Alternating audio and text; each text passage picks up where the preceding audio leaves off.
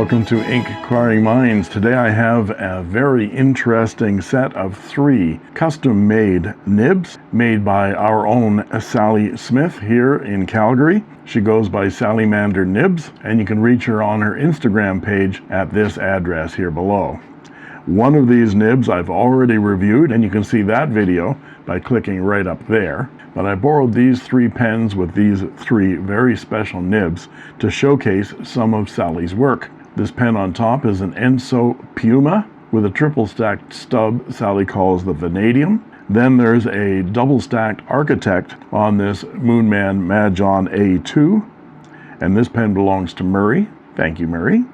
And this pen also belongs to Murray. This is the Opus 88 demonstrator, and it has what I think is one of Sally's very best nibs. This hammered number 6 size flexible stub with an overfeed. We'll look at each one of these pens and how they write right now. And let's start with the Ensso Piuma with this triple stack Architect nib created by Sally. Sally says this design is by Jose Monera of Nib Lab. It is a triple stacked Architect, and look at that, 3 nibs in a very, very broad Architect nib.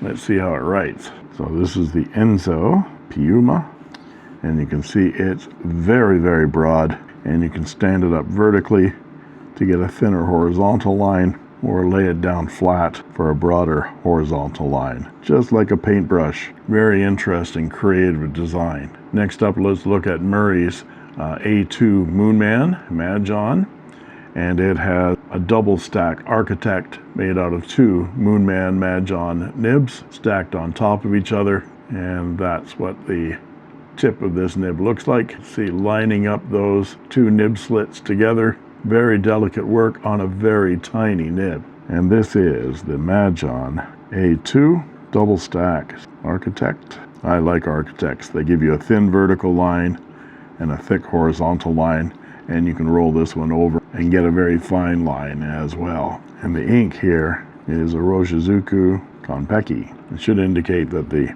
ink in the Ensso Piuma is Mont Blanc Oranca. Now let's look at my favorite of the Sallymander nibs.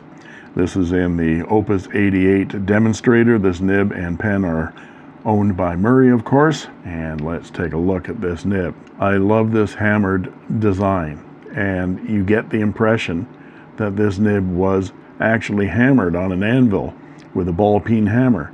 But no, you'd be wrong if you thought that. Well, they were wrong then, weren't they? That's the effect. But Sally has created this nib by using a spherical bit on a rotary tool and hand making each one of those divots. And there's the tip of that very, very broad nib. And of course there's an overfeed on this as well, because this nib is very flexible. And without that overfeed, it would railroad significantly. And this is a flex stub. So let's see how this one writes. This is the Opus 88 demonstrator, and it is a flexible hammered stub. So again, you can get various effects by tilting the angle, thin horizontals, and very thick verticals. Look at that. It's like a paintbrush, and it's very, very wet.